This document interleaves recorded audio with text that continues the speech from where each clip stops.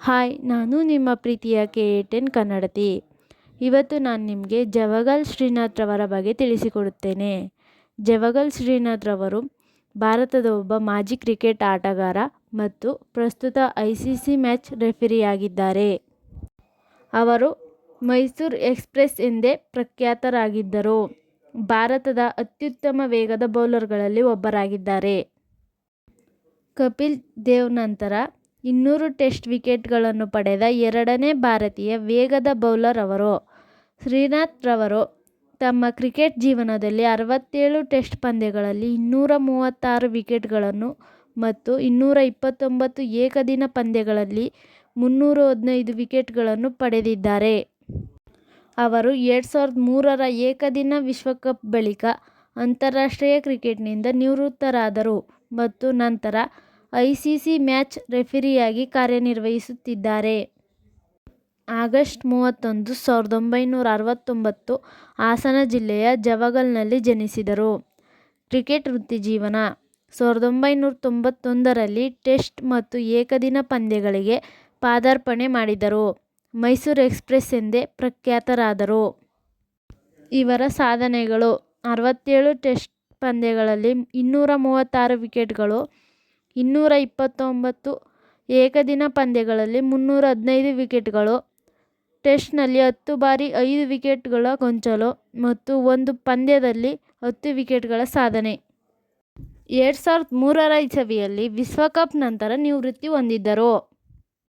ಪ್ರಸ್ತುತ ಕಾರ್ಯಗಳು: ICC match referee, ಅಂತಾರಾಷ್ಟ್ರೀಯ ಕ್ರಿಕೆಟ್ ಕೌನ್ಸಿಲ್ನ ಮ್ಯಾಚ್ ರೆಫರಿಯಾಗಿ ಕಾರ್ಯನಿರ್ವಹಿಸುತ್ತಿದ್ದಾರೆ.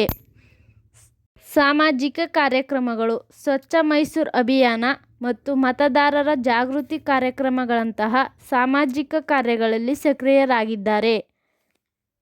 ಪ್ರಮುಖ ಪ್ರಶಸ್ತಿಗಳು ಮತ್ತು ಗೌರವಗಳು: ಅರ್ಜುನ ಪ್ರಶಸ್ತಿ, ಭಾರತೀಯ ಕ್ರಿಕೆಟ್ಗೆ ನೀಡಿದ ಕೊಡುಗೆಗಾಗಿ ಭಾರತ ಸರ್ಕಾರದಿಂದ ನೀಡಲಾಗುವ ಪ್ರಮುಖ ಪ್ರಶಸ್ತಿಗಳಲ್ಲಿ ಇದು ಒಂದು.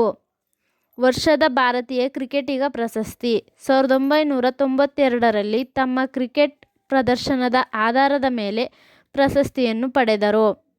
ಮ್ಯಾಚ್ ರೆಫರಿ ಹುದ್ದೆ: ಅಂತಾರಾಷ್ಟ್ರೀಯ ಕ್ರಿಕೆಟ್ ಮಂಡಳಿ ICCಯಿಂದ ಮ್ಯಾಚ್ ರೆಫರಿಯಾಗಿ ಮಾನ್ಯತೆ ಪಡೆದಿದ್ದಾರೆ. ರೋಟರಿ ವಂದನಾ ಪ್ರಶಸ್ತಿ 2022ರಲ್ಲಿ ಲಭಿಸಿತು. ಮೈಸೂರಿನ ಹೆಮ್ಮೆಯ ಆಟಗಾರನಾದ ಇವರನ್ನು ಮಂಗಳೂರಿನಲ್ಲಿ ರೋಟರಿ ಸಂಸ್ಥೆಯ ವಂದನಾ ಪ್ರಶಸ್ತಿ ನೀಡಿ ಗೌರವಿಸಿದೆ. ಇತರ ಸಾಧನೆಗಳು: ಶ್ರೀನಾಥ್ ನಿವೃತ್ತಿಯಾಗುವವರೆಗೂ ಭಾರತೀಯ ಕ್ರಿಕೆಟ್ ತಂಡದ ಮುಂಚೂಣಿಯ ವೇಗದ ಬೌಲರ್ ಆಗಿದ್ದರು ಮತ್ತು ಕಪಿಲ್ ದೇವ್ ನಂತರ 200 ಟೆಸ್ಟ್ ವಿಕೆಟ್ ಪಡೆದ ಎರಡನೇ ಭಾರತೀಯ ವೇಗದ ಬೌಲರ್ ಆಗಿದ್ದರು. ಕಪಿಲ್ ದೇವ್ ನಿವೃತ್ತರಾದ ನಂತರ ಶ್ರೀನಾಥ್ 9 ವರ್ಷಗಳ ಕಾಲ ಭಾರತೀಯ ವೇಗದ ಬೌಲಿಂಗ್ ದಾಳಿಯನ್ನು ಮುನ್ನಡೆಸಿದರು. ಅವರು ಭಾರತದ ಎರಡನೇ ಅತಿ ಹೆಚ್ಚು ಏಕದಿನ ಅಂತಾರಾಷ್ಟ್ರೀಯ ವಿಕೆಟ್ ಪಡೆದವರಾಗಿದ್ದರು. ಅನಿಲ್ ಕುಂಬ್ಳೆ ನಂತರ ಎರಡನೇ ಸ್ಥಾನದಲ್ಲಿದ್ದಾರೆ.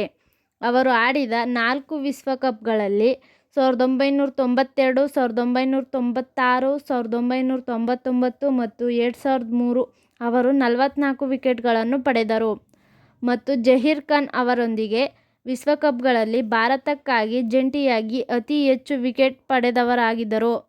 ಅವರು ಭಾರತಕ್ಕಾಗಿ ಆಡಿದ ಅತ್ಯಂತ ವೇಗದ ಬೌಲರ್ಗಳಲ್ಲಿ ಒಬ್ಬರು. ದಕ್ಷಿಣ ಆಫ್ರಿಕಾದಲ್ಲಿ ನಡೆದ 2003ರ ಇಸವಿಯಲ್ಲಿ ಕ್ರಿಕೆಟ್ ವಿಶ್ವಕಪ್ ನಂತರ ಶ್ರೀನಾಥ್ ಅಂತಾರಾಷ್ಟ್ರೀಯ ಕ್ರಿಕೆಟ್ನಿಂದ ನಿವೃತ್ತರಾದರು. ನೀವು ನನ್ನ ವಿಡಿಯೋಸ್ ನೋಡಿದ್ದಕ್ಕಾಗಿ ಧನ್ಯವಾದಗಳು. ಹೆಚ್ಚಿನ ವಿಡಿಯೋಸ್ಗಾಗಿ ನಮ್ಮ ಚಾನಲ್ KA10 ಕನ್ನಡತಿನ ಸಬ್ಸ್ಕ್ರೈಬ್ ಮಾಡಿ, ಲೈಕ್ ಮಾಡಿ, ಶೇರ್ ಮಾಡಿ. Thank you for watching. ಮತ್ತೆ ಮುಂದಿನ ವಿಡಿಯೋದಲ್ಲಿ ಸಿಗೋಣ. ಅಲ್ಲಿವರೆಗೂ ಬಾಯ್ ಬಾಯ್, ಟೇಕ್ ಕೇರ್.